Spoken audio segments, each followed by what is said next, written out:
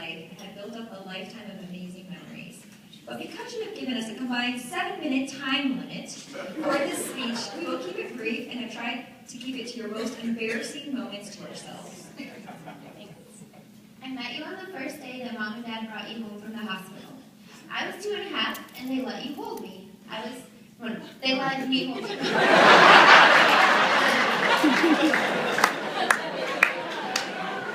Great stuff. Okay. From that day on, a bond was born, especially after Dad said, "Hold her head, Beth," and then I let your head fall and hit the edge of the rocking chair and you cried. I still maintain that it wasn't on purpose, and I still think to this day that you were just saying, "Hey, how are you?" My next memory of you is when we were just a little kid in Alpena, and we used to dance around crazily to Mom's Moody Blues record. We made our own dance moves, and Mom always says that we were creative kids, but that just means that we were weird. As the eldest girl, Dad always said that I babied you.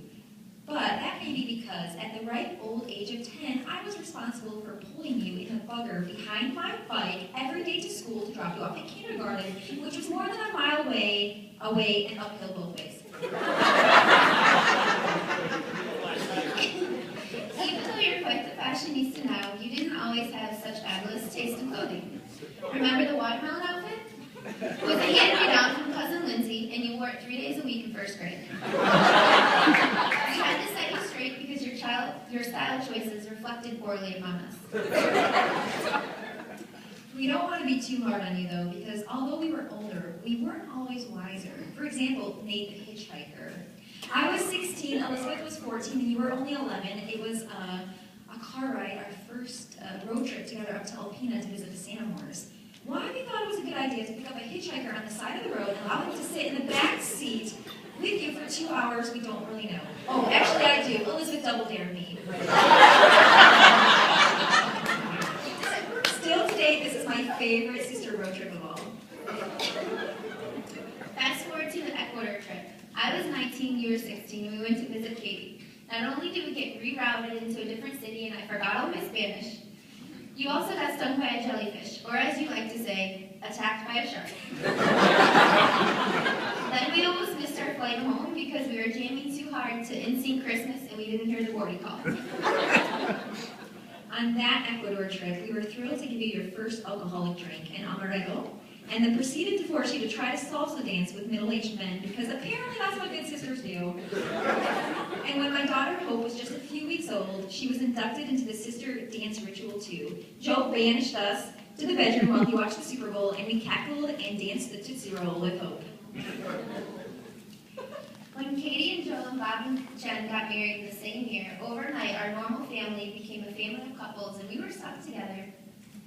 Our couple alter ego, Butch and Ronnie, was born, and we've spent the last 11 years as a unit. Our unit went to Michigan State together where you thought you were so cool, the freshmen who know where all the parties were. And you asked Aaron to buy you alcohol and I refused to. Yep. We went to Florida together with the LT girls and had to share a double bed the entire summer. That was fun.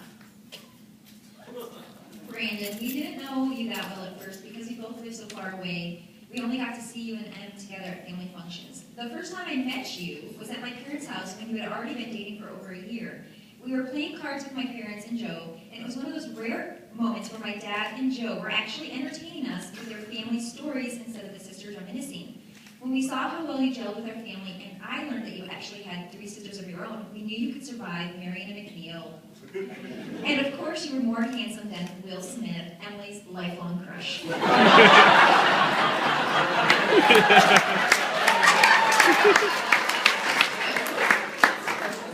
Brandon, I remember the first time I met you. I was home from Boston and visiting Emily in East Lansing for a night out on the town. Of course, we went to Rick's. Surprise, surprise. At that time, Emily was denying that she liked you, but she spent the whole night flirting with you and you with her. I did not like it one bit, and I'm pretty sure there's a picture on Facebook where I'm giving both of you the sister point. But as time went on, I saw that your relationship was the real deal, unlike most short-lived relationships that begin and end at Rick's.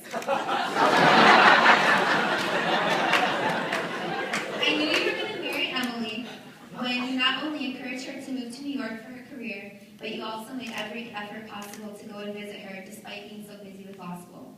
That proved to me, her older sister, that you were in it for the long haul. And once Emily also told me that you had a hamster for a pet, I knew your weirdness level must at least match hers. Last I heard, words of affirmation are your love language. So now we'll fill up the love tank before we send you off. Emily, I'm so proud of you, of the strong, beautiful, confident, and smart woman that you are, of your feistiness and generosity and silliness with your niece and nephews. I cherish the memories that we have growing up as sisters in a loving home. I am so thankful that Mom convinced Dad to have baby number 4. For without you, we would only be a sister duo. The best things in life come in threes, like rock, paper, and scissors, like hope, faith, and love, like Leslie, Aaron, and Brittany, like Katie, Elizabeth, and Emily. I love you so much. Cherish today, and the love that surrounds you in this very moment. The love of family, friends, Christ, and sisters. Carry it with you as you and Brandon start your own family unit and begin what will be the best adventure of your life. Emily, the day that you called me to tell me that you were engaged, I had what you now refer to as the reaction. I don't know what you meant by that, but I know that when you told me you were marrying Brandon, I felt so happy for you, but at the same time a little sad that someday in the future our unit was going to be broken up. You are not only my little sister, my kind twin, but also my best friend.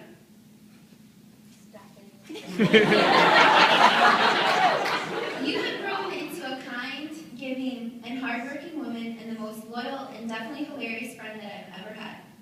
You have been the best friend to me, and because of this, I know you're going to make the best wife to Brandon.